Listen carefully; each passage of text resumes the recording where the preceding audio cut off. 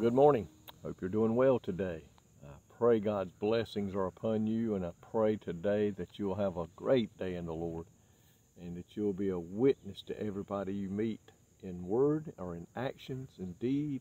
Many ways we can witness of the love of God. And today I want to talk to you about our enemy, the devil.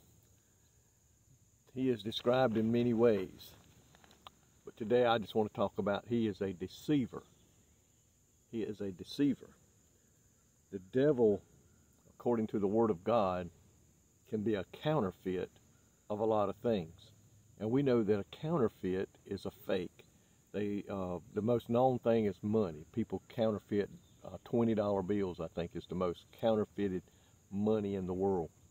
And what it does, it's made to look so close to the real thing that usually only an expert can define fault with the ones that they printed.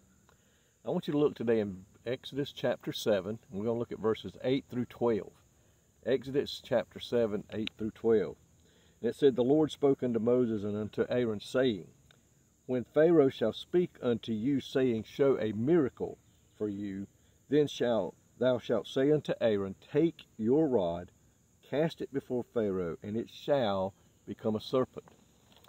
And in verse 10 it says, Moses and Aaron went in unto Pharaoh, and they did so as the Lord had commanded. Aaron cast down his rod, and before Pharaoh and before his servants, and it became a snake, a serpent. So they did what God told them to do. Now, I want you to listen to verse number 11. Then Pharaoh also called the wise men and the sorcerers, now the magicians of Egypt. They also did in like manner with their enchantments. They cast, in verse 12, they cast down every man his rod, and they became a serpent too. So you see, God turned Aaron's rod into a serpent. But when the magicians and the sorcerers come out, those, the evil ones, those that were possessed, they too could do the same by the power of Satan. Both probably looked the same. Both probably acted the same, the serpents. But there was a difference. And in verse 12 it says, Aaron's rod swallowed up all the snakes that the sorcerers had created with their rod.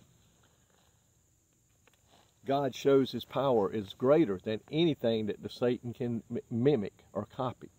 In verse number, in 2 Corinthians chapter 11, verse 13 through 15, it says, For such are false apostles, deceitful workers, transforming themselves into the apostles of Christ. We're told here in 2 Corinthians that even the Satan can, false apostles and deceitful workers can make themselves look and sound and act like an apostle of God. But say it, and no marvel, for Satan himself is transformed into an angel of light. So folks, today, the way we can not be fooled, the way we can not fall for Satan's deceiving tactics is to be in the Word of God, is to be in prayer to God, depending upon the Holy Spirit to lead and guide us, that we don't fall victim to those things that Satan has out there that are pretending to be Christ-like. There is no great thing, therefore it is no great thing if his ministers also be transformed as the ministers of righteousness, whose end shall be according to their work. We must stay on the alert. There are pastors out there today pastoring churches who are not really following the work of God. They're not following the Word of God. They're preaching false teachings. They're teaching false things. They're making it sound just enough to sound like the truth, but it is far from the truth. The Bible tells us that the enemy today is like a roaring lion seeking whom he may devour. He is all over this world today, trying to deceive men and women. Let us not be deceived. Let's pray for others. Let's pray for one another. Let's tell the truth when we are witnessing to the lost, and be careful not to get caught up in all these things that Satan has going on. Folks, he's deceiving even the very elect, the Bible says. Those that have been in the Word for years, those that have been in the Word and living a Christian life now, some of those are even being led astray by the false word that his people and his demons and his little imps and the workers on this earth that are following Satan are doing. We must be on guard. Guard our hearts, guard our minds, guard our spirits that we don't fall for the deceiving of the devil.